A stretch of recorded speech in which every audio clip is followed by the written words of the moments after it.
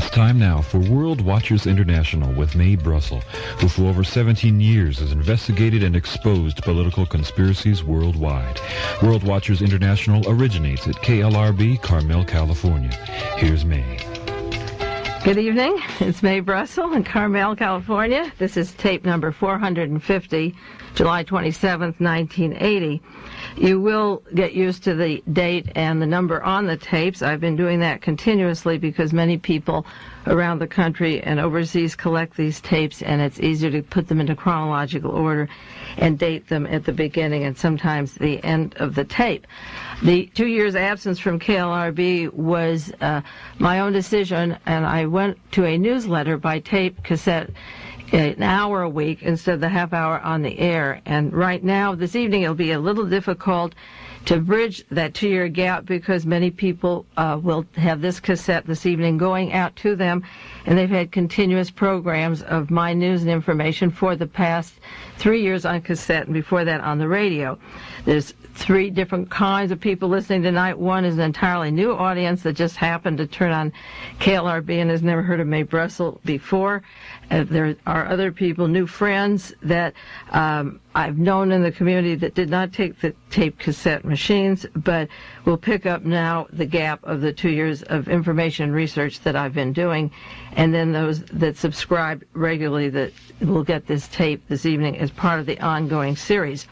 There is one difference between the broadcast this evening and the ones that I did for 7 years continuously on KLRB before. Tape cassettes are now available for each broadcast, and you can write to me and ask how to order them. If the program seems to go too fast, if you miss part of it, if company dropped in, if you're away on the weekend, don't call and tell me about it. You can write and get the tape and obtain the cassette and receive the information yourself. Up till 2 years ago, I didn't have a printed sheet that accompanied each tape and broadcast, and people would say, where is she getting her information? This is too far out. I can't believe it. And yet all of my material comes from very establishment sources, from court reports, government documents, published books, newspaper articles, so that with every broadcast and cassette, there's a printed sheet on 2 sides, front and back of a piece of paper, with a list of books, bibliography, sources of information for members of Congress, for students, for people collecting their own library on research and assassinations, so that nothing will seem too far out for you. You can have the information yourself and look it up. Go to the library and find articles, whether it's the Washington Post, the New York Times, or various books, old books that are out and new books that are currently on the market, and I'll keep you up with the latest on political assassinations, conspiracies, government crimes from the Supreme Court and the White House on down to the local level. If you want a list of the tapes that are available going back to 1977 for 3 years, you can send me a self-addressed stamped envelope with some money to cover the printing, and I'll send you a 4-page sheet of the past broadcasts so that you can see the collection of articles, whether it is oil conspiracy or the Nazi conspiracy behind the killing of John Kennedy, or many subjects that we'll be talking about from now on every Sunday night that other listeners have been keeping up with. If you want those subjects and the titles, you can send for them, and you can send for the bibliography from each individual broadcast. You can write to me at Box 22511, Carmel 93923, or KLRB. Only send a self-addressed stamped envelope, because I will not have time to answer the mail if I don't receive your request in that kind of an envelope, and then I can slip the information to you so that each week you can get that information. Many people years ago used to say when I was on the radio that I talk too fast. I do talk fast. But after Watergate, when the presidential crimes began to be exposed, the Tom Charles Houston plan, the White House secret teams, the killing plans of G. Gordon Liddy, the assassination attempts of Mr. Caulfield and Liddy, and their orders to go out and wipe out certain people, and the various crimes associated with Watergate, when those became exposed, and then following that, the government mind control and medical experimentations and so forth, people could understand what I was saying, and all of a sudden I wasn't talking so fast. If you read it in Time Magazine or Newsweek and you hear me say it, it's understandable. If I say it 4 years earlier, ahead of them, or 2 years earlier, it seems garbled. It's like a different language talking about conspiracies, assassinations, and coups. But today, people are pretty sophisticated, and they understand what I'm saying and the pace that I'm keeping. Granted, it does go pretty fast. And I also jump from subject to subject in a given hour. I may get to 10 or 12 different subjects because they're important in the news that particular week, and I don't want to lose track of them, and they're updating previous tapes and radio shows, which, as I say, are familiar, and you can obtain those and the list of them. I have just 2 words to say about the Shah of Iran passing away today. It's a brief eulogy. It is good riddance. When I was on KLRB in December 1977, December the 18th, and that's tape number 300. I'll refer to those dates. I had a guest here, a woman organizer, one of the heads of the resistance against the Shah. She worked in California, she worked in Washington, D.C., and then they sent information to Iran about the protests and the people in this country that were supporting the overthrow of the Shah. We spoke of terror, of the Savak, the torture machines, the killing of Iranian citizens, and the threats in the United States of the Savak that worked with the CIA and the FBI in harassing and murdering people who were against the Shah of Iran. I was very happy to have this woman on, and she was an instrumental person in helping turn people on to the crimes of the Shah. And if more people in the country had listened to that kind of person and what she was saying and read the literature that they were publishing out of Chicago, it wouldn't have come as such a shock that the people of Iran did not love the Shah of Iran. The CIA and the Defense Department feed themselves information from each other and believed that the man was universally loved. He was an egomaniac, and I'm glad he's gone. Many people ask me, is Khomeini any better? Were Lenin and Stalin any better when the Tsar was out? Did the French respond any better when the monarchy were out? That isn't the problem or the point at all. The use of violence is necessary in a dictatorship to maintain order against the people. And when the people take over, they only know violence and they only know pain and terror, so that their leaders have no choice, because there is not a clean way to have a revolution. The United States had a revolution we're so proud of. We separated from the British. Representation without taxation was the shtick that we were putting out. And then they came to this country, the British and others, and began to put the Indians into reservations and kill them. The Western movement was nothing but exploitation and murder, and importing blacks from Africa to do the heavy work, and then also allowing them no representation. And the American Revolution wasn't such a great success. The minorities in this country hardly get representation. There was an article in the paper this morning about that Miami cop that's going to be indicted in the death of the black man down in Miami that was the cause of the riots down there recently. $6 million of burning the city out of protest because the policemen that were arrested and charged with killing a man who had worked in the system, who was an insurance salesman, who worked hard in the American system and tried to take a piece of that little pie for himself, was beat up by the policeman. 4 men were acquitted on those charges, and one of the policemen gave testimony about the beatings up and how he had tried in vain to separate this man from the police officers who killed him. So today they said that the only person charged for the murder of McDuffie is going to be the man who gave the evidence of the murder. He said today in the newspaper, I can't see any cop going forward and telling the truth after this. There's no way they could indict me without my statements. And he told the truth, and I'm the one who's getting screwed. This is from the newspaper, so I can use that word. It's from the San Francisco Chronicle. And he said that he kept the officers off of McDuffie, and the only man being charged with the murder is the man who tried to find justice in the case. So the taxation without representation continues, and Arthur McDuffie, as a black businessman in Miami, was paying his taxes until they smashed his head in. For those who listen to KLRB and are not familiar with my name or voice, I must say that the purpose of the programs for the 9 years I've been on the air, the purposes are to expose the facts regarding political assassinations in this country and other countries overseas if they're done by the American government, and show that these high government conspiracies seep down into the very local levels, such as the Miami police and our local police, or particularly Los Angeles Police Department, Philadelphia, the murderous police departments that are now being investigated by Congress because the local cities can't carry it.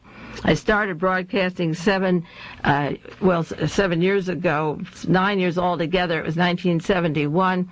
At the time, the Pentagon Papers broke, and I was invited to KLRB to talk about the importance of the Pentagon Papers, and I realized that in those papers were the exposés of the murder of DM, arranged by Henry Cabot Lodge and the Central Intelligence Agency, the same dogs that had killed John Kennedy 1 month later. And then later they tried, at the time of Watergate, to blame John Kennedy for the murder of DM. E. Howard Hunt was brought into the White House to forge State Department papers to blame John Kennedy for the murder of DM, so that Senator Ted Kennedy wanted to run for president in 1972. They could smear the assassination on his brother. E. Howard Hunt was paid $100 a day to take State Department papers and a scissors and a razor blade and rewrite our history.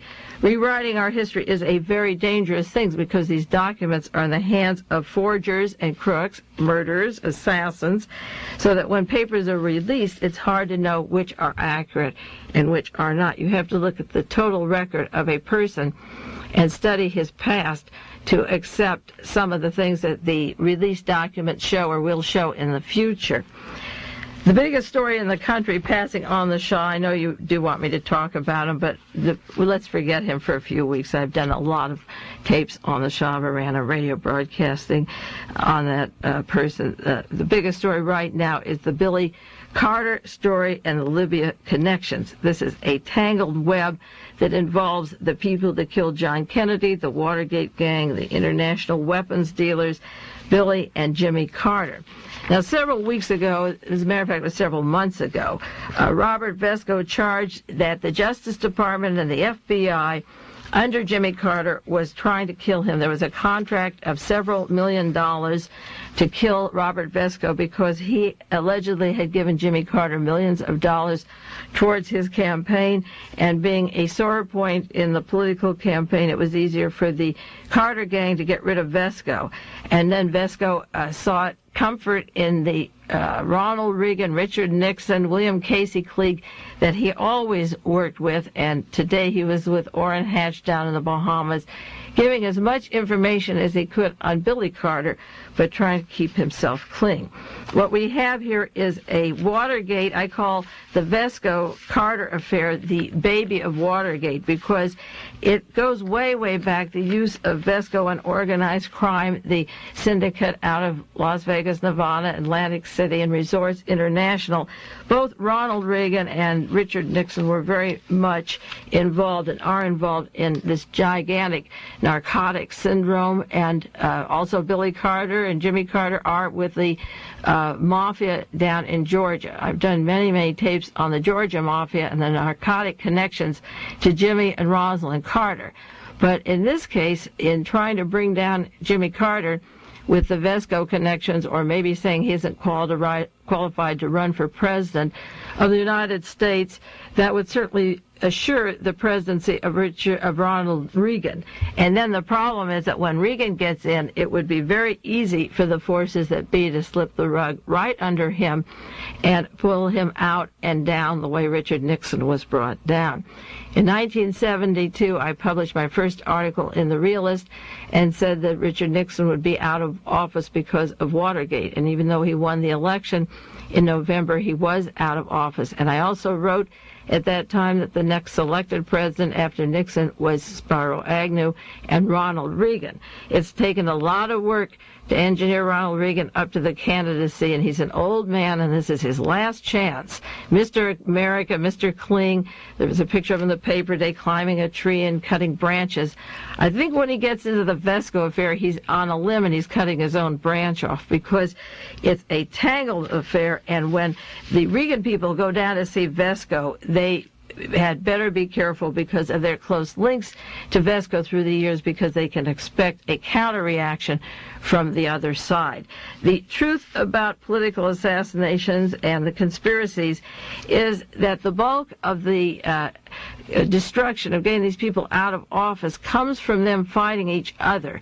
The only purpose of being on the radio every week or writing articles and making tapes is to illustrate the cast of characters. They're similar to the tigers in the Black Sambo story that run around and round and then melt into butter.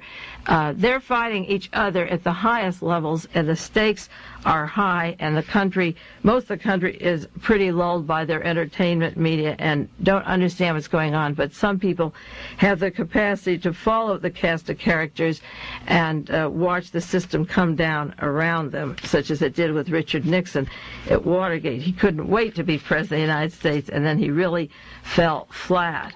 Well, what were the most important stories that you missed the 2 years that I was off of KLRB that the others were able to keep up with? I suppose one of the biggest stories was the continuous investigation of the House Select Committee on Assassinations. They came out with a conclusion, a little whisper, yes, there was a conspiracy to kill John Kennedy, and there was a conspiracy to kill Martin Luther King, and then they closed the door before they had even used up all their money for the investigation and gave it back to Congress because they were afraid to get too far in the case. The last little whisper of the House Select Committee was that organized crime probably killed John Kennedy, maybe Carlos Marcello, maybe Santos Traficana down in Florida, but they didn't want to know and they wanted out. But that story is still very much alive, and it connects again to the Vesco story, to the Libya story, and I'll make a few connecting links for you on that. There was a story in New York Times, December 24th, 1980. Just this last Christmas, 2 men were arrested in New York City at the Hilton Hotel. Very important characters. One was Frank Edward Turple, an agent of the Central Intelligence Agency who provides the weapons for Libya, who's trained terrorists, who's the advisor to Idi Amin, sells weapons to Uganda. Mr. Turple works with George Gregory Corcola, who has Amstec Corporation in New Jersey. He heads up assassination teams with weapons by Mitchell Werbel. They're international arms dealers. They fund what is supposed to be the left but was positively identified to the CIA, the FALN, the Puerto Rican terrorist group, and Carlos, the notorious Carlos. And this gang were behind the killing of the Israeli athletes at the Munich Olympic Games. And what was passed off as leftist organization terrorism the past years has been funded through a man named Mr. Cummings, who was in the CIA, started with the CIA in Philadelphia, set up his offices in London, and then his head office is down in Monte Carlo. When these 2 men were arrested, it broke open a can of worms, which right now seems very quiet, but which will be surfacing on and on because it is linked to Libya and Uganda, and it will tie into Gaddafi and Billy Carter. These arms dealers, there's another article, January 7th, 1980, in the San Francisco Chronicle, arms dealer who talks too much, and it's about the McLean offices of Frank Turple, and about his wife that is a makeup woman for the Central Intelligence Agency, and their links to Mitchell Werbel in Powder Springs, Georgia, and the silencers for assassinations. Turple and Corcola's clients, according to the Associated Press, are the FBI, the Secret Service, Federal Aviation, and so forth, and their offices are all over the world supplying arms and weapons, and particularly to make it look like the left is doing the violence, so that the CIA offices could fund the PLO, the Gaddafi gang, supply them with weapons, airplanes, arm the Middle East, and set up assassination teams. Remember when Sirhan Sirhan was charged with killing Robert Kennedy, the motive was supposed to be his affiliation with the PLO, and he allegedly has $1 million waiting with Gaddafi when he gets out of Soledad prison several years from now. Well, the CIA arranges those transfers. If Sirhan hadn't been in the Ambassador Hotel and served his time as the front man, Robert Kennedy might have succeeded in running for president and winning that presidency, and then Richard Nixon wouldn't have been president in 1968. Sirhan did them a big favor, and there's a wad of money waiting down there in Libya. So that the story of Turpel and Korkola's arrest and the connections to Libya has been sitting like a time bomb in Washington, D.C., and all of a sudden, Vesco Services sucking Billy Carter into his Libya operation in exchange for a $220,000 advance money and a few airplanes. Incidentally, the man in charge of arresting Turpel and Korkola, the New York prosecutor, the attorney, Robert M. Morgenthau, who made the links of Turpel and Korkola to the weapons in Libya and the assassination teams in the CIA, died just last week at the time that the Libya story with Billy Carter was breaking. Now, for some of you, these names don't mean too much, and I'm rolling along pretty fast. I'll have to update maybe 1 hour on this story alone, but I think that this is the big story. If I don't get back to it for a few weeks, save all your articles on Libya and Billy Carter, because this is not only Cartergate, but it can later bring down the Republicans as well, because they all are part of this operation. Another big story, of course, the last 2 years has been Jonestown, the purposeful murder of Representative Leo Ryan. He was the congressman who broke the story that it wasn't Fidel Castro's Cubans in Angola, that it was the CIA sending Cubans to Angola, the anti-Castro Cubans, and not the Fidel Castro Cubans. He put muscle onto the CIA and passed what became the Hughes Ryan bill. Then Leo Ryan was sent down to Jonestown and purposely murdered, and now the CIA has turned over the Hughes Ryan bill. No more Hughes in Congress, and Ryan is dead, and the CIA has its muscles again. When John Kennedy wanted to splinter the CIA into shreds after the Bay of Pigs, he had his head blown off, and when Leo Ryan wanted to control the CIA after Watergate, he was sent down to Jonestown to be killed. Representative Joe Holsinger, who is an attorney and the aide to Leo Ryan, received my tape cassettes and printed material that went with the tapes on the Layton family, on the Jonestown experimentation, on my research that it was a mind control, a test place for brain and medical experimentations. And he spent several months in Washington, D.C. and checked out and confirmed that this, in fact, was true, and all these people were tested for experimentations and drugs down in Jonestown. And that when Leo Ryan went down there, then every single person had to be killed on the premise of Jonestown. I did some radio tapes called The Boys from Brazil, meaning the boys from Guyana, suggesting the links of Joseph Mengele, the Nazi who did experiments at Dachau and Auschwitz, having a finger in the Jonestown pie. And I'll do a little more on that in a minute, on the Mengele's connections. But it was important that this operation had the similarities to a place called Colonia Dignidad, and many of you who haven't heard me for 2 years are not familiar with that term, but you'll catch on to the name. Jack Anderson's written articles about it. That's where Operation Condor is, not the movie, but the actual assassination plans, that assassins that are sent all over the world, the center of Nazi war criminals that get plastic surgery, that meet. It's on the border between Chile and Argentina, and it's carefully guarded. It's a place for torture for the DINA, the Chilean police, identical to the Savak in Iran. And there's a book that came out in this time interim since I was on KLRB called Treason for My Daily Bread, the story of the man who shot John Kennedy from the fence, the fatal headshot, who came from Operation Condor, Colonia Dignidad in Chile. So there have been a lot of stories. I could go on and on with stories that you've missed, the Turpel, Korkola, and so forth, but that's silly. I'll try to update each week as we go certain pieces of information, even if those who have earlier tapes bear with me for the repetition for a few weeks at least, or through the year, while we update some of the facts for you.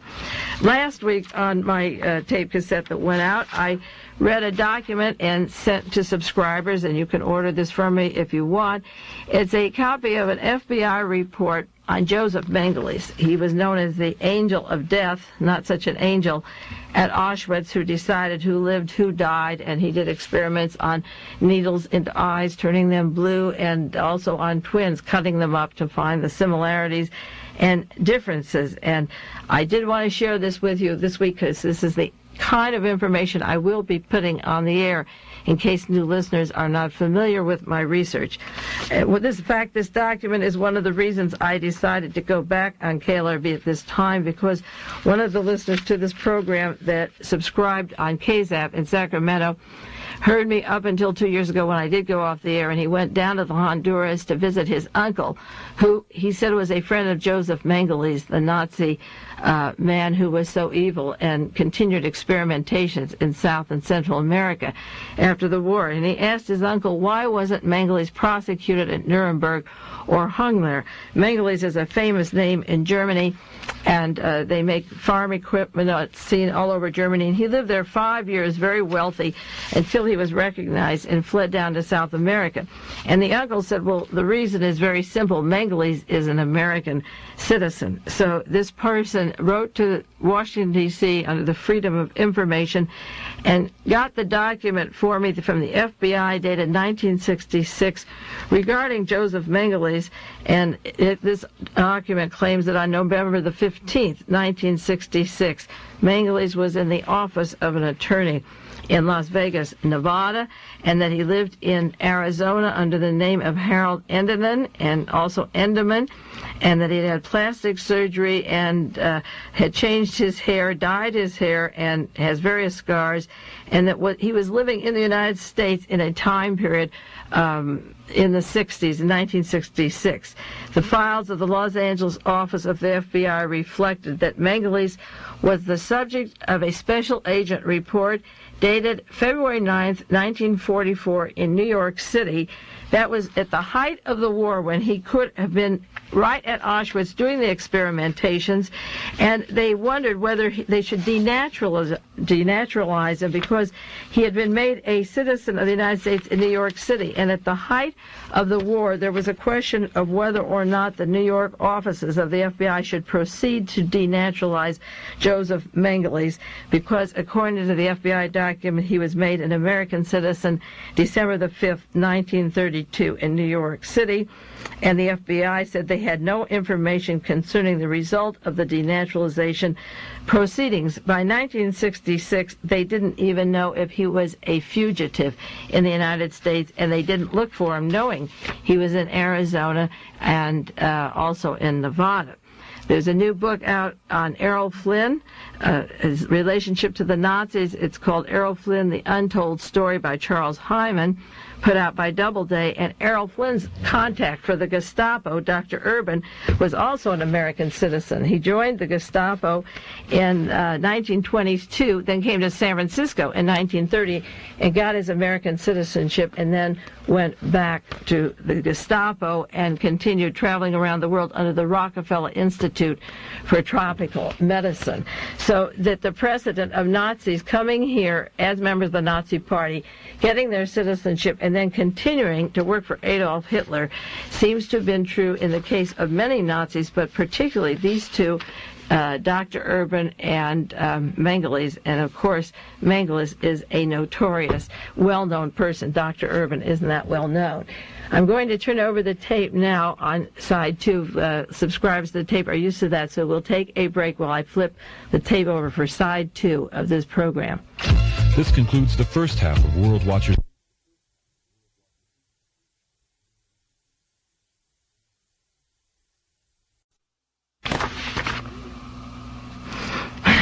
I like that one. I hate smoking, so I guess that cart was put on for me for the break. That's fine.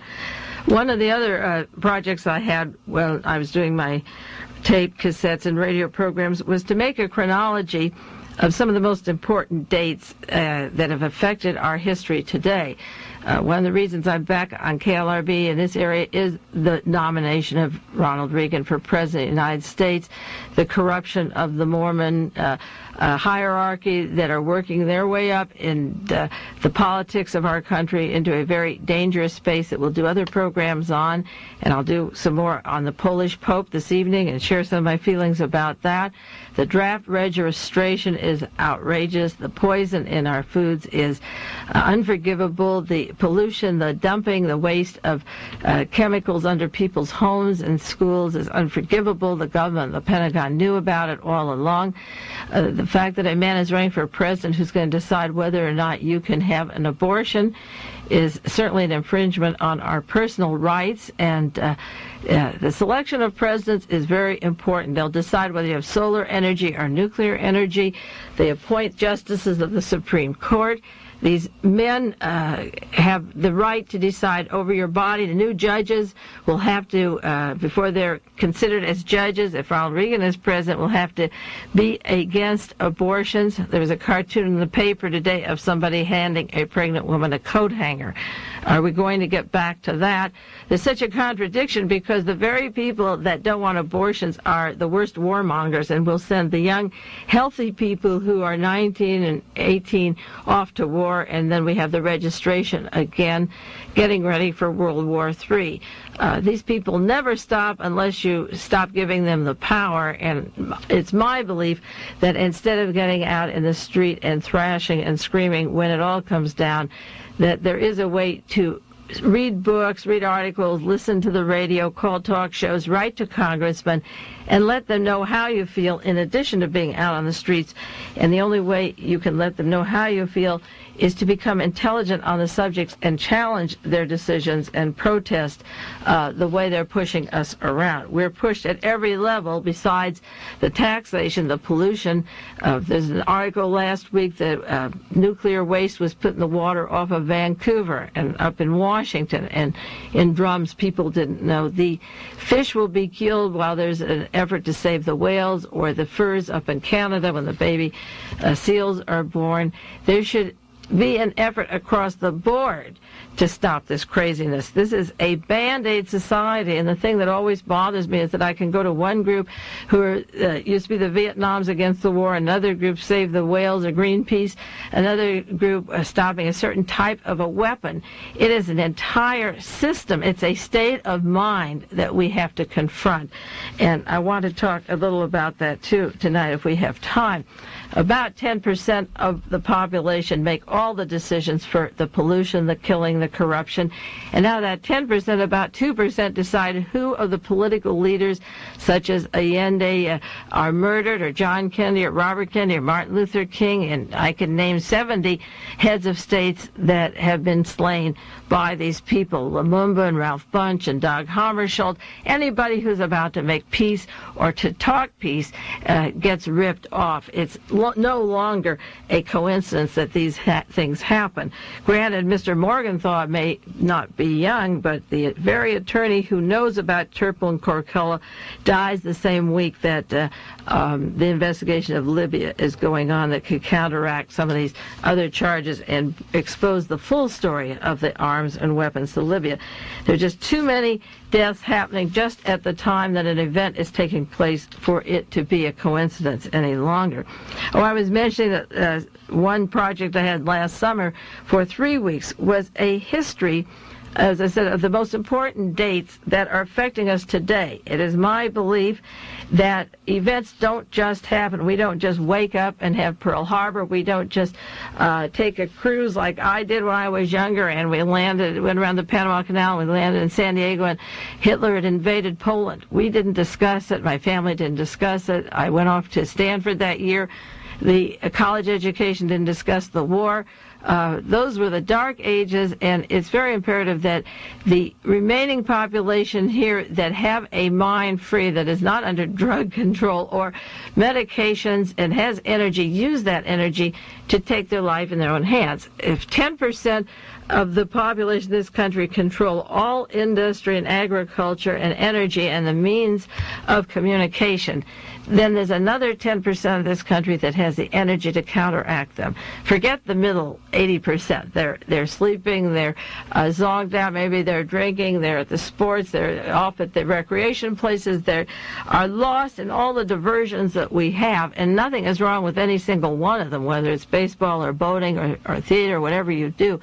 But we are a country that has diversions. We have televisions and entertainment around the clock in our homes, so that people don't have discussions and don't share information on how to take control of their own lives.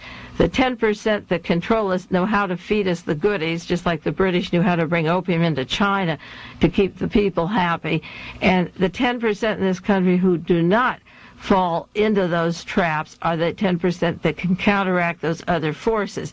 A simple man like Khomeini, with his beard flowing down him and his ancient clothes, could walk into Iran when all of the weapons of Bell Aerospace and Boeing and Roth, the Fairchild and Lockheed and so forth, couldn't keep the Shah in.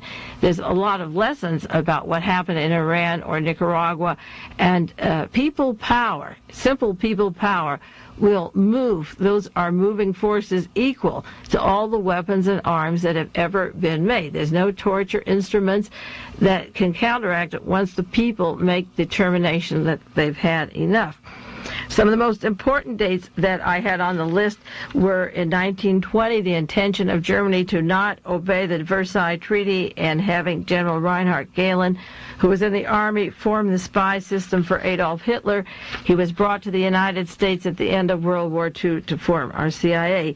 In 1921 was the Council of Foreign Relations. In 1921 was the Hoover think tank at Stanford University. Herbert Hoover had $22 billion invested in Tsarist Russia in oils and minerals, and when the Soviet Union took over and the Tsar was kicked out, Herbert Hoover took tax money, 55 million of it, to feed the poor and put it into the Polish Tsarist troops to get ready for World War II to begin. They armed after World War I to regain their investments. Russia has been a piece of territory that Japan, United States, France, and England have wanted to carve up. And everything we do today, every reason for our existence through the propaganda and television and newspapers and so forth, is to gear us for that next war, to try and take the Soviet Union one more time so that specific people can get the mineral, the gold, the wealth, the wheat, whatever it is that Russia has that they've wanted these many, many years. 1922, the British put Mussolini into Italy. In 1923, Interpol was started. That was the formation of the Gestapo police, of Adolf Hitler's Gestapo police, and J. Edgar Hoover was vice president of Interpol and worked with Heydrich and Kaltenbrunner and the Nazis, and that's why men like Mengele and Dr. Urban or Himmler and Bormann could travel around the world in the United States, because J. Edgar Hoover was a part of Interpol and the Nazi organization. The Russian fascists moved from the Soviet Union. When it became the Soviet Union, they formed a society in Harbin, Manchuria. They moved to Connecticut and formed a fascist party, 50,000 of them in Connecticut, and that was in 1930. So those years are important. 1932 is when a Mr. Gumbel, a professor of University of Heidelberg, was fired because he wrote a book on 400 political assassinations prior to the election of Adolf Hitler in 1933. And in 1932, the year that this FBI document says that Joseph Mengele became an American citizen, Hitler was getting ready to become elected as the head of the Reich Chancellery. He made the cover of Time. He, 1 year later, was to set up the Dachau concentration camps. He was burning the books. And 1 year after Mengele got his citizenship and went back to Germany with the boycott of Jewish businesses, and the Gestapo was formed. I have to update the chronology. I did as I say, three-part series going from 1826 to 1947, and maybe on KLRB I'll update some of those important dates from 1947 to the present. I received a call once from a woman similar to the message this man gave me about the FBI report on Mengele, and she told me about a friend of hers who was married to a man living in Sedona, Arizona, who was under mind control and was involved in the Kennedy assassination. And he lived in a trailer park, and 4 men were programmed there, and they went back and forth to Nogales, Mexico. And she said that this man worked in New Orleans with Clay Shah and these Nazis that were part of the assassination to kill John Kennedy. In the book Treason for My Daily Bread that I mentioned a little earlier, Clay Shah worked with Reinhard Gehlen, Colonial Dignitat, and those Nazis. And this woman told me, it was several years ago, about the trailers in Sedona, Arizona, that one park was called Lost Eden in Sedona, Arizona, where the mind control group were involved in erasing memories for people who had a part in killing John Kennedy. Not everybody was shooting him, but there were people on the grassy knoll that were picking up shells or getaway cars or flying planes away. And she told me the headquarters was in Sedona. Right after the assassination of John Kennedy, Marina Oswald, the widow of Lee Harvey Oswald, was taken to Sedona, Arizona by Priscilla Johnson. That was her CIA control. And later she was taken to Sedona, Arizona. So I have information about Arizona and the assassination of John Kennedy as it has to do with mind control experiments. And it's interesting that this FBI document places Mengeles in Arizona in 1966. That was 3 years after the death of Kennedy, but he may have been familiar with those camps. He certainly was an expertise at that subject.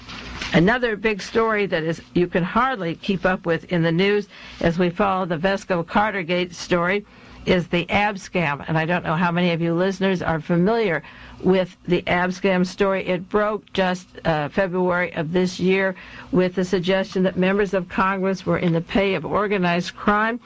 And the FBI was having 70 to 90 ongoing investigations of the organized crime links from Nevada to Los Angeles to New Orleans, Pennsylvania, New York, Florida, and they were going to make arrests. 2 of the men already indicted in this are Carlos Marcello, who was part of the Kennedy assassination and named by the House Select Committee as having a role in that, and Irv Davidson, who was the public relations man linked to the assassination to Mr. Murchison in Texas and John Connally and the assassination teams.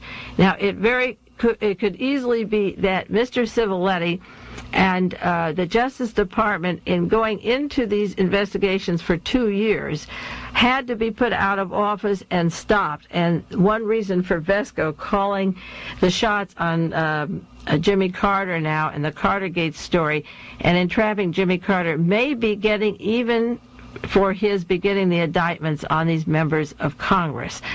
Billy Carter is such an unimportant character. He's not a sleazy little guy, not half as bad as Richard Nixon's brother, and he ran a gasoline station. He's hardly the kind of person who would be traveling with international leaders and over with Gaddafi and getting airplane contracts and so forth. He was a beer-guzzling little simpleton till they put him down at this hospital in California, and then he comes out a man of the world with international connections and arms dealers. It could be very easy to take a man like that who is now cured of his alcoholism and bait him with $1 million or a possible oil contract and travel him back and forth to get a few planes for Gaddafi in order to get Billy Carter and Civiletti and Jimmy Carter out of office because they are making these ABSCAM indictments. The news media has certainly been quiet about the potential for the ABSCAM arrests. The main investigations are called ABSCAM, Bry Lab, and Pensdorf, and they all connect with the Las Vegas, La Costa, New Orleans, international, national assassins that go back to the John Kennedy assassination, and then the threads run through Watergate, Koreagate. All of these investigations that keep going continuously are the result of never solving the murder of who killed John Kennedy. If that were solved, we wouldn't have to have all these blackmails and payoffs that lead to further crimes, but the same names run through the script and the cast of characters continuously. From Watergate, it was easy when the men were arrested at Watergate for me to write a story why was Martha Mitchell kidnapped, because I recognized the cast of characters after doing my 7 or 9 years of research into the John Kennedy murder. And it was that article I did on Martha Mitchell that was the first published article in the world naming Richard Nixon and the CIA being behind the assassinations and behind the Watergate story, and the effort of Watergate to hush up the story going back to Dallas and the Bay of Pigs and the anti-Castro Cubans and organized crime was pretty successful, except new pieces kept leaking out. One of the criticisms of people doing research into the assassinations for years was it couldn't be a conspiracy that killed John Kennedy because too many people would know, and therefore you couldn't keep a conspiracy quiet. Well, the truth of the matter is that too many people do know, and the conspiracy keeps getting unglued. So the newspaper articles I read and the books I read and the information I share with you, a great deal of it has to do with the way they're getting exposed and unglued. Unfortunately, after John Kennedy was killed, the war escalated in Vietnam, and this country went through a lot of pain. But one thing happened with the murder of John Kennedy that almost made it all worthwhile, and that was that people accepted the major news media and government stories and history books until 1963. When the Warren Report came out in 1964, published by the Pentagon with the name of Chief Justice Earl Warren on it, with John J. McCloy, president of Chase Manhattan Bank, and Allen Dulles of the CIA, and the members of the Warren Commission, all part of this international cartel that later their names became more prominent. When John Kennedy was killed, they were pretty quiet in their bank offices, even though they were international wheelers and dealers. But after John Kennedy was killed, private individuals like myself became researchers. The so-called muckrakers surfaced out of the woodwork. Books began to be written and investigations took place, and people studied the murder of John Kennedy, Robert Kennedy, Martin Luther King, and all of a sudden a library mushroomed. My library now is thousands of books, more than I can afford to buy. If I had the money, I would double the library on political assassinations, private people going into the FBI, the Security Exchange Commission, the CIA, the Pentagon, the bankers, the international bankers. All of a sudden, that 10% of the population with a little bit of curiosity began to publish books, write articles, get on radio shows, and out of the woodworks, as I say, I was 40 years old when I began research. I'd never read a nonfiction history book except what was required in my college days, and outside that I was raising a family and 5 children, and I wanted to know what was happening in this country. And it isn't hard to figure it out if you set your mind to it.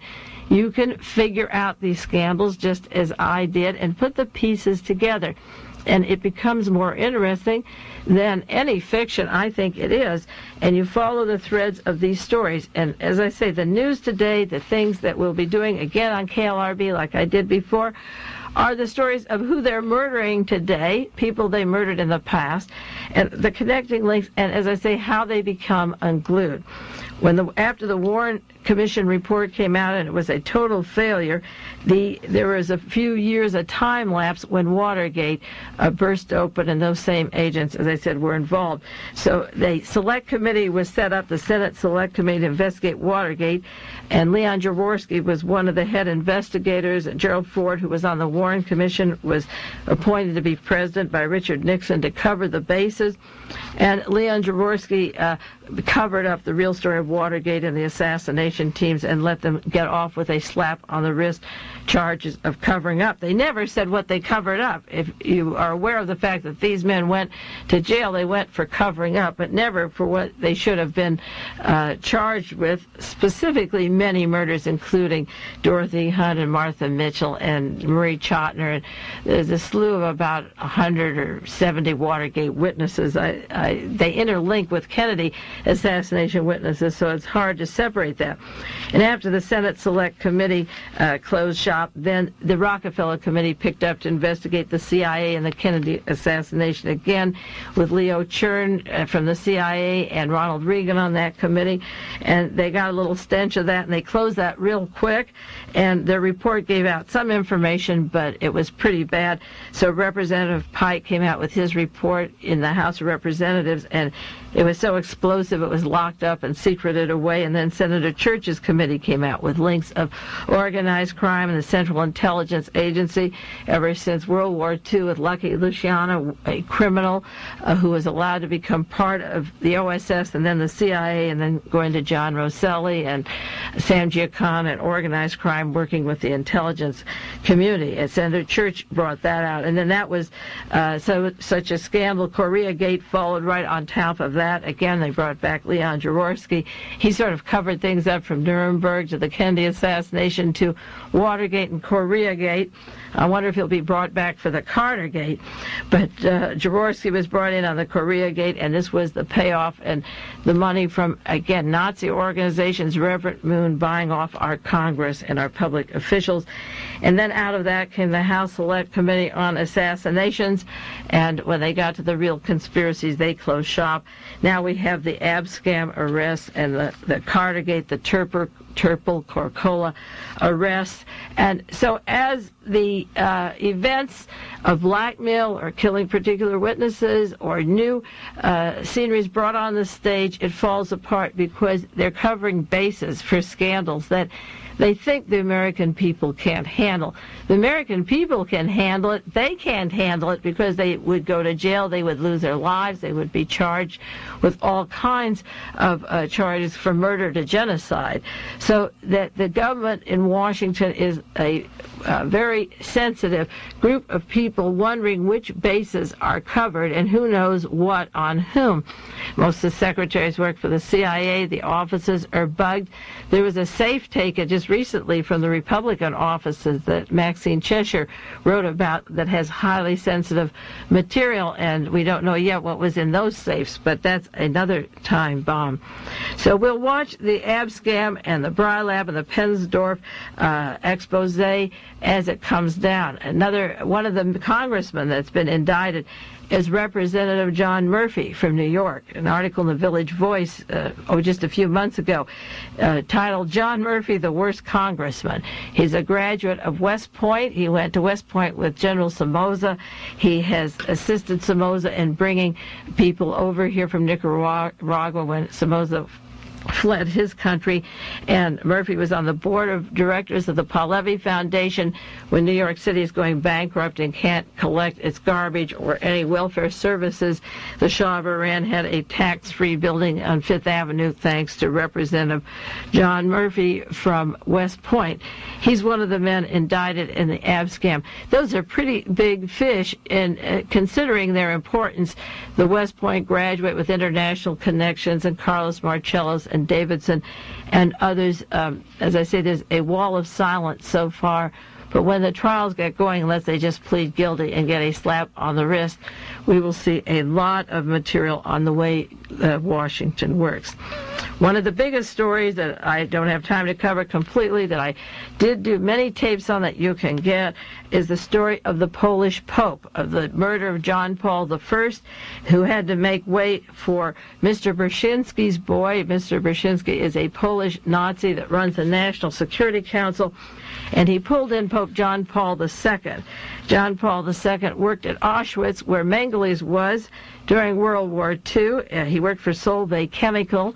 Solvay Chemical is owned entirely. It was owned by I.G. Farben, who made the deadly poisons for extermination at Auschwitz and other concentration camps. They called it pest control. And then this Pope went off to Italy to he was part of the Milan Mafia, to meet with Secretary of the Vatican, Montini.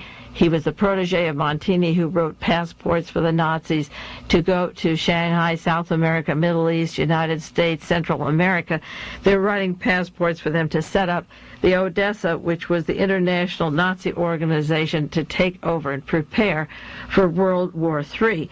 Now, all of this information about the Polish Pope, his work at Auschwitz, and so forth, as I say, is on paper for you, and you can order or ask me to send you the bibliography and all of this information. I'm just doing a resume of the last couple of years of some of the most important stories. Is documented. If I said this 6 or 7 years ago, it sounded outrageous, and that's why I do have slips of paper and articles to support the things that I'm saying. There's an article in the Reader's Digest on John Paul II. It was condensed from Time magazine, and it explains that John Paul II, during the Nazi occupation, worked in a stone quarry and a chemical factory. And in 1942, he decided to go into the priesthood, and he was working at this chemical factory. Another book on the biography of John Paul II explains that the chemical factory he worked for was Auschwitz. It was the Solvay chemical, and so there's another book that I have called Alkalis, Explosives, and the Grand Alliance, explaining that Solvay chemical is IG Farben Industry, the German Solvay company, the important German soda syndicate, and the Solvay IG Farben are one. You don't get the picture of the Polish Pope who worked at Auschwitz or with the Nazis during World War II from one source. The study of history is terribly important. You have to take it from 8 or 10 books and put the pieces of the puzzle together. History is fascinating, and I want to do some broadcasts with you on the study of history. We are taught single, isolated events, and we're not allowed by the major news media to put events together in consecutive order. It's when you put them in order and make the connections that you get a view of history that's different than what ABC or CBS throws out, or the UPI or Associated Press.